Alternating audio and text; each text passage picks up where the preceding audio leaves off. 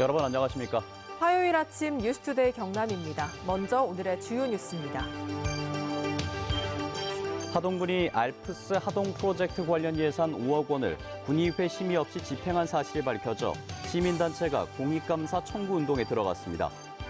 여학생을 성추행한 초등학교 교사가 중징계를 받고도 해당 학교에서 담임까지 맡고 있어 제도 개선이 필요하다는 지적이 나오고 있습니다. 경남에 코로나19 확진 환자가 7명 무더기로 발생했습니다. 가족 제사 참석자에 2차 감염자까지 추가됐습니다. 한 조선소 하청업체에서 동료와 대화를 금지하는 등 직장 내 괴롭힘이 있었다는 주장이 제기됐습니다. 노조는 노동부 신고를 검토하고 있습니다. 지리산에 산악철도와 숙박시설 등을 짓겠다는 알프스 하동 프로젝트 관련 예산을 하동군이 군의회 심의도 없이 집행한 것으로 밝혀졌습니다. 군의회가 예산을 사후 승인했지만 시민단체들은 부당한 예산 집행이라며 공익감사 청구 운동에 들어갔습니다. 이준석 기자가 보도합니다. 지리산 형제봉 일원이 예정지인 알프스 하동 프로젝트의 관리 계획과 실시 설계를 위해 하동군이 민간업체와 계약한 용역비는 6억 9천만 원. 이 가운데 1차 계약금으로 집행한 5억 원은 구 하동역사 매입비로 항목이 다른 예산이지만 하동군은 의회 승인도 받지 않았습니다. 의회 의결 없는 예산의 목적의 사용을 금지한 지방재정법을 어긴 겁니다. 시설비 예산을 사용했기 때문에 지금 의회 사전 보고라든지 그런 부분이 없이도 가능한 줄 알고 집행을 했었습니다. 하동군이 알프스 프로젝트 용역 계약을 한 건 지난 6월이지만 군의회는 최근에야 보고합니다. 명백하게 회계 질서 문란입니다.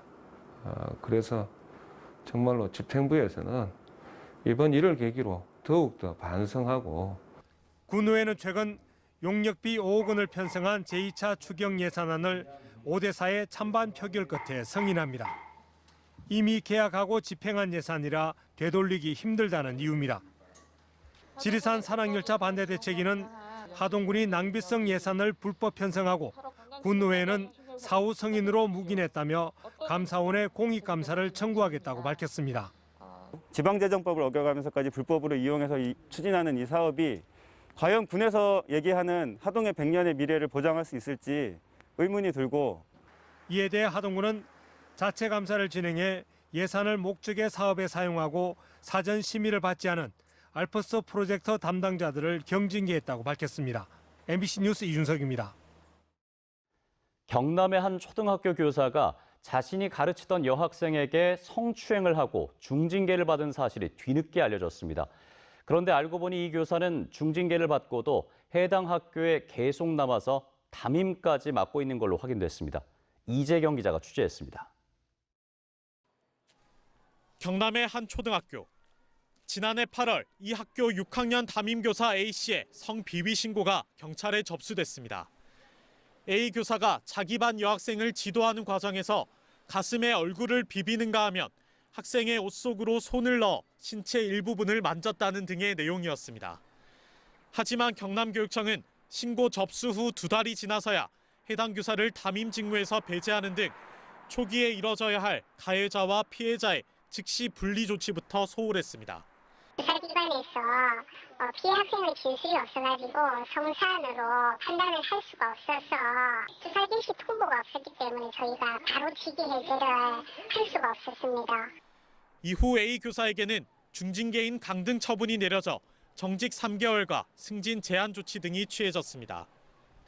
결국 A 교사는 교단에 남을 수 있게 된 건데 이처럼 최근 10년간 전국적으로 성비위를 저지른 교사 1,093명 중 교단으로 복귀한 교사는 절반에 달합니다. 최대 10년의 징역까지 처해지는 행동입니다. 원 스트라이크 아웃제 이미 도입한 지 5년이 넘었는데 현장에서 전혀 안 지켜지고 있습니다. 그런데 이 교사는 해당 학교에 그대로 남아 4학년 반의 담임 업무를 맡고 있는 것으로 최근 확인됐습니다.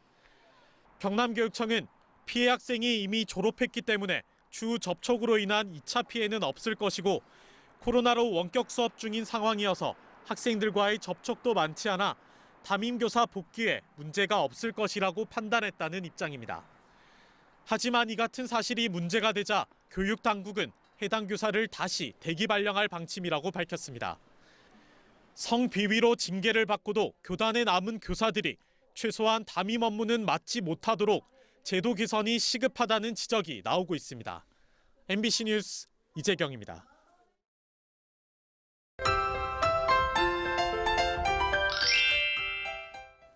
오늘 나오실 때 일교차에 대비한 옷차림 준비하시길 바랍니다. 아침에 서리가 내리는 곳이 있을 정도로 볼에 와닿는 공기가 차가운데요. 낮에는 기온이 껑충 오르면서 일교차가 10도 이상 나는 곳이 많겠습니다. 오늘 창원의 아침 최저 기온 10도, 진주 6도를 보이면서 어제와 비슷하고요. 낮 기온은 창원, 진주 21도까지 오르겠습니다. 오늘도 짙은 안개로 시야가 바짝 좁혀져 있습니다. 경남 내륙을 중심으로 가시거리 200m 미만의 안개가 끼어 있는데요. 이 안개는 햇볕이 내리쬐면서 모두 거칠 것으로 보입니다. 교통안전에 유의해 주시길 바랍니다. 위성영상 보시면 오늘 대체로 맑다가 구름 많아지겠습니다. 서쪽 지역을 중심으로 미세먼지 농도 나쁨 수준을 보이는 가운데 경남 지역의 미세먼지 농도 보통 수준을 나타내면서 공기질 무난하겠습니다. 오늘 기온 어제만큼 오르겠습니다. 아침 기온부터 보시면 밀양 6도, 함안 4도에서 시작하고요. 낮에는 밀양 22도, 양산도 22도까지 오르겠습니다. 서부 지역 보시면 거창 4도, 산청 6도에서 시작합니다. 낮에는 거창 21도, 사천은 22도까지 오르겠습니다. 바다의 물결은 최고 1.5m까지 일겠습니다. 모레 찬 공기가 들어오면서 아침 기온이 뚝 떨어질 것으로 보입니다. 건강관리 잘해주시길 바랍니다. 날씨 정보였습니다. 사회적 거리 두기가 1단계로 완화된 이후에 소규모 집단 감염이 계속되고 있죠. 경남에서도 가족 제사 때문에 13명이 모였다가 그중 7명이 확진됐습니다. 제사에 참석하지 않은 사람까지 2차 감염도 발생했는데 감염자가 종합병원 의료진이라 당국은 초비상입니다. 이상훈 기자의 보도입니다. 집단 확진된 이들은 지난 18일 제사 때문에 창원에 모였습니다. 경기도 고양의 30대 여성의 가족 4명과 창원에 사는 친인척 9명 등 13명이 참석했습니다. 이 가운데 고양 30대가 먼저 확진돼 나머지도 검사한 결과 제사에 참석한 창원 9명 가운데 6명이 무더기 확진됐습니다. 고양 30대의 가족 3명도 확진돼 제사에 참석자 13명 중 10명이나 감염됐습니다. 2차 감염도 발생했습니다. 확진된 창원 50대 여성의 딸로 제사에 참석하진 않았지만 확진된 어머니와 함께 지내다 감염됐습니다. 경남에서 하루 만에 7명이 집단 발생한 겁니다. 문제는 이 여성이 창원의 한 종합병원 간호사라는 점.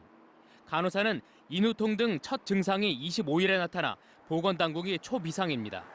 규정상 첫 증상 이틀 전인 23일부터 역학조사를 하는데 환자와 의료진 등 병원 내 접촉자만 지금까지 46명.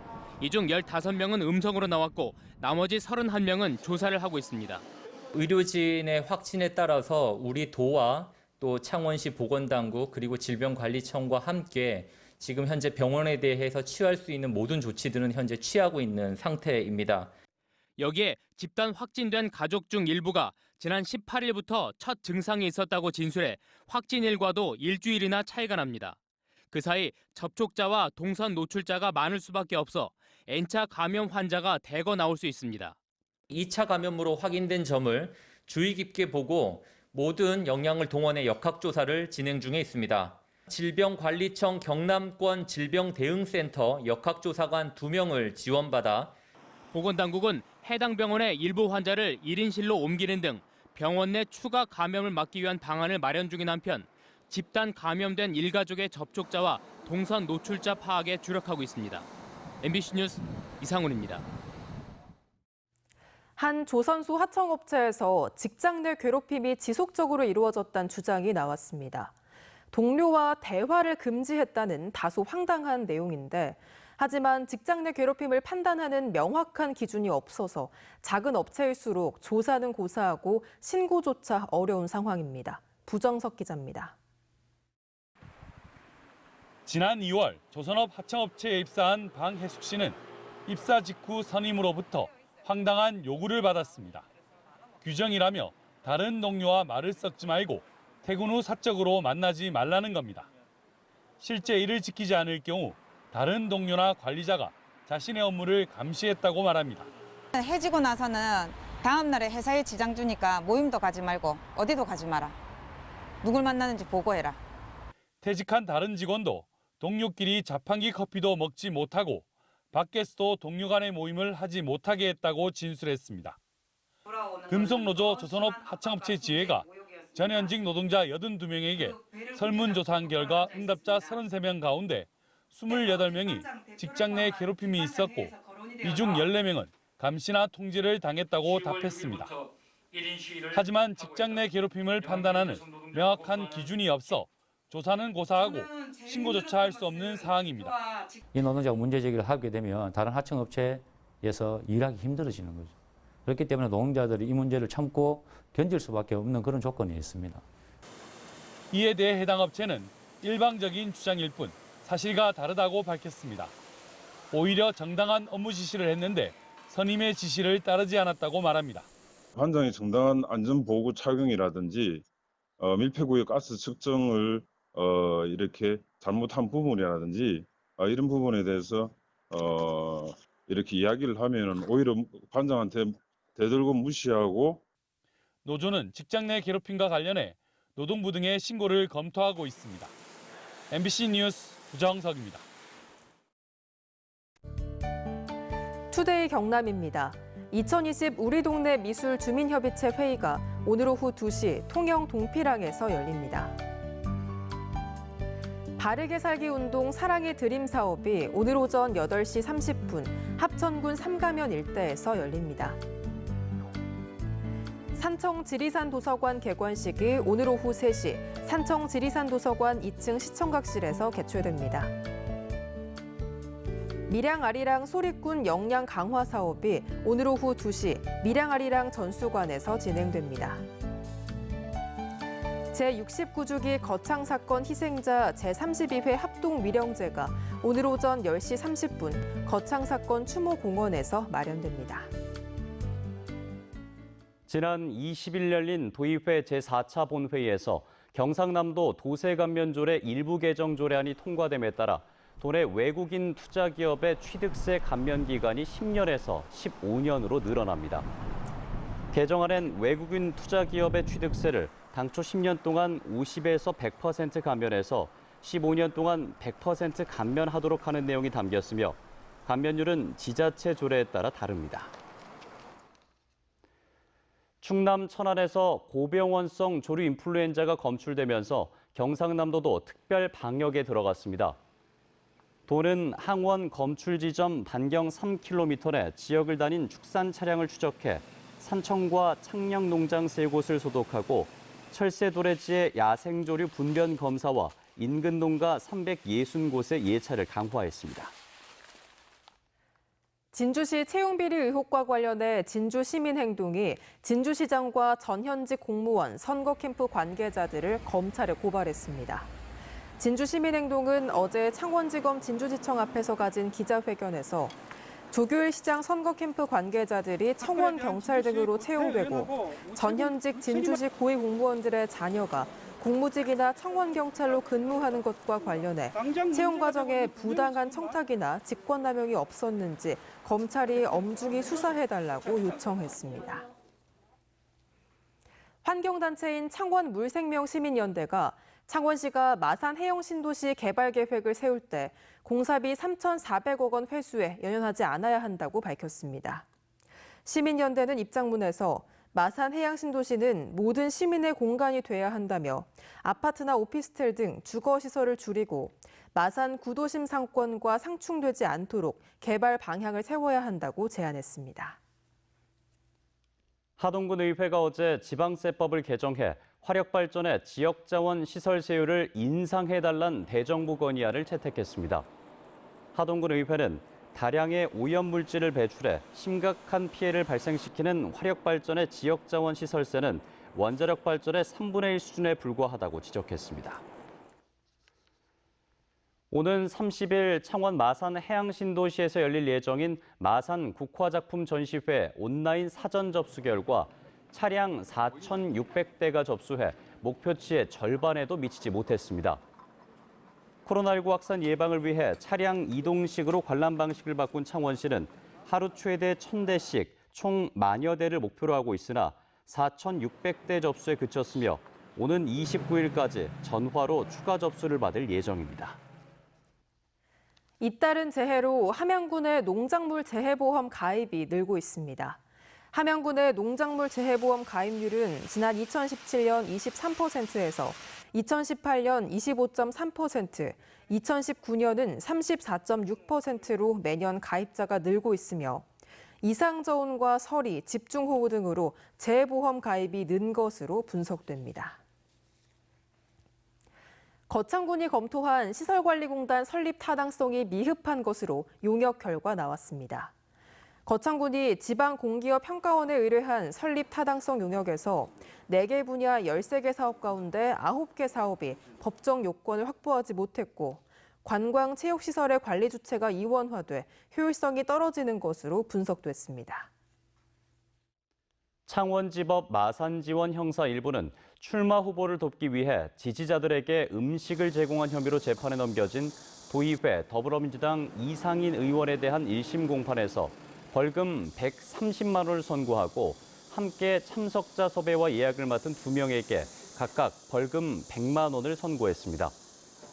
이들은 총선에 출마한 민주당 A 후보의 당선을 돕기 위해 모임을 열어 11명에게 음식과 술을 제공하고 15만 원을 지불한 혐의를 받고 있습니다. 최근 국정감사에서 문제가 됐던 대학 전문연구요원 병역 특혜 논란과 관련해 전문연구요원의 관리 책임자가 사촌인의 친인척이 되지 못하게 하는 내용을 담은 병역법 일부 개정안이 발의됐습니다. 더불어민주당 이탄희 의원이 대표 발의한 개정안은 지도교수가 사촌인의 혈족을 전문연구요원으로 받을 수 없도록 하고 학교가 지도교수와 사촌인의 혈족 관계임을 확인하지 않을 시에는 과태료를 부과하는 내용 등이 담겼습니다. 뉴스투데이 경남 여기서 마치겠습니다. 함께해 주신 여러분 고맙습니다.